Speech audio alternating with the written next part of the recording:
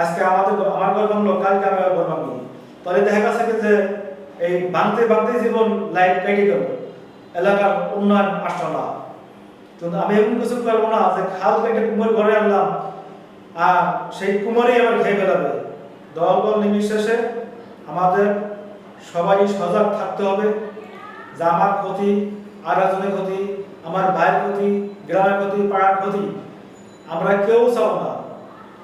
সকল দল এক হয়ে আমরা এলাকা মিলেমিশে সবার পক্ষে নিয়ে আমরা কাজ করব, তাহলে আমাদের জন্য এলাকা সুন্দর পরিবেশ বয়ে আসবে। আমি যতটুকু জানতে পারলাম প্রায় 30টা 40টা বাড়ি বন্দর ভাঙচুর করছে।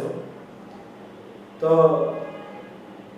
ভাঙচুর করাটা, এই কাজটা করা ঠিক হয় নাই, কিন্তু আমি মনে করি যারা এখন খুব কষ্টে আছে, অনেকে বাড়ি ঘর পুরাই দিয়েছে বা ভেঙে ফেলাইছে, খুব গরিব মানুষ, এ বিষয়ে যারা দায়িত্ব আছে তাদের একটু খেয়াল রাখার দরকার, নজর রাখার দরকার, যাতে তাদের কোনো সমস্যা না হয় বা যাদের ক্ষতিগুলো হয়েছে ক্ষতিগুলো পূরণ করে দেওয়া উচিত।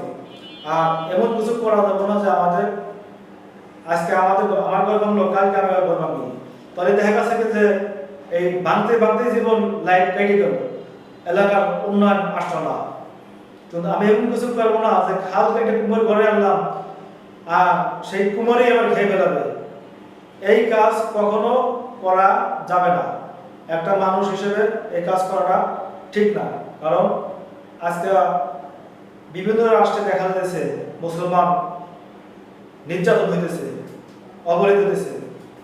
আমি মুসলমান, আমার মুসলমানের দায়িত্ব আছে, ইমানের দায়িত্ব আছে, কিন্তু সেই জায়গাতে যদি আমরা অবহেলা হই তাহলে আমরা মুসলমানের শেষ হয়ে গেলাম, আমার ভাই আমার শেষ হইলাম, আমার চাচারা শেষ হলো, তাহলে দেখা যাচ্ছে কি প্রত্যেকটা জায়গাতে আমাদের অনেক কষ্ট হয়েছে।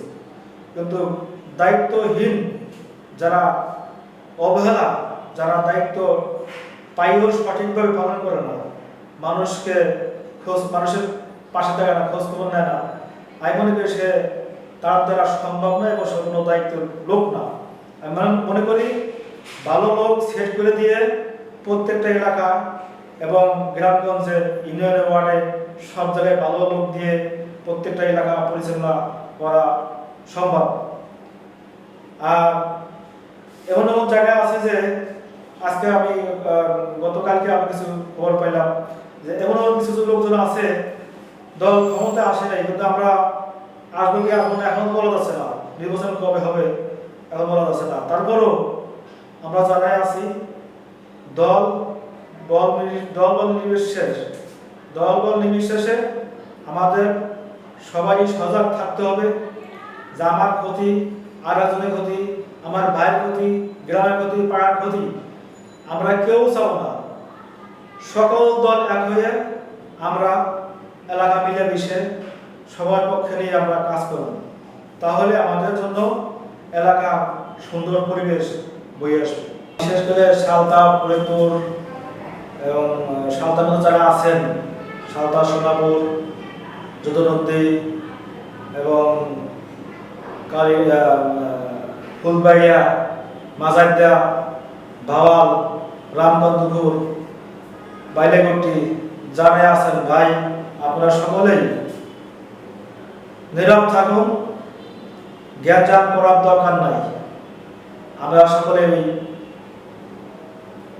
সকলের প্রতি সকলেই আমরা খেয়াল রাখি, কারণ জ্ঞান হইলে প্রত্যেকটা মানুষেরই ক্ষতি।